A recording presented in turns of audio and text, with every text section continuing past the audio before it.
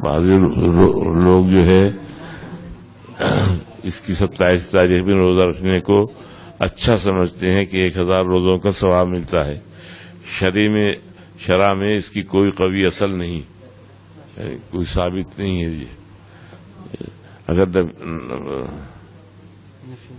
اگر نفل روزہ رکھنے کو دل چاہے اختیار ہے، خدا تعالیٰ جتنا ثواب دے دیں اپنی طرف سے 1000 یا لاکھ مقرر نہ سمجھے. اور بعضی جگہ اس مہینے میں تبارک کی روٹیاں پکتی ہیں، یعنی اور اسی طرح کنڈے، یہ بھی گھڑی ہوئی بات ہے. شرع میں اس کا کوئی حکم نہیں، نہ اس پر کوئی ثواب کا وعدہ ہے. اس واسطے ایسے کام کو دین کی بات سمجھنا گناہ ہے. بس ان سے بتا دو کہ کوئی عمل نہیں ہے، اس میں شریعت میں کوئی عمل مقرر نہیں کیا گیا.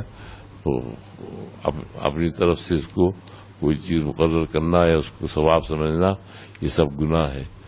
اللہ رسول نے اسے کوئی نہیں بتایا کہ 27 تاریخ کو تم یہ عمل کرنا، یہ وہ ہے کہ اپنی طرف سے مقرر نہ کرو.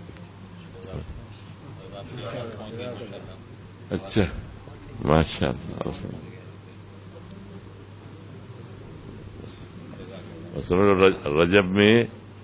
رجب کے اس میں کوئی شرعی عمل نہیں بتایا گیا، اس لیے جو بعض لوگ روزہ رکھتے ہیں اور سمجھتے ہیں 1000 روزوں کا ثواب ہے، اور یہ سب بے اصل بات ہے.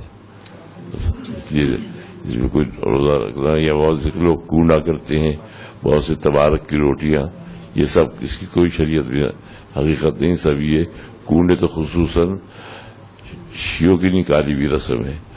27 رجب کو حضرت امیر معاویہ رضی اللہ تعالی کا انتقال ہوا تھا، تو ان کی خوشی میں انتقال کی نعوذ باللہ ان رافضیوں نے وہ نکالا تھا، اور چھپ کے اس کو، جیسے کوڑوں میں ہوتا ہے کہ وہ ایک سامنے نہیں کھاتے، چھپ کے وہ میٹھی میٹھی روٹیاں کھاتے ہیں.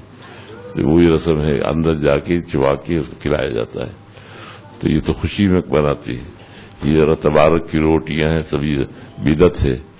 اس لیے کوئی اس میں احکام شرعی نہیں ہے.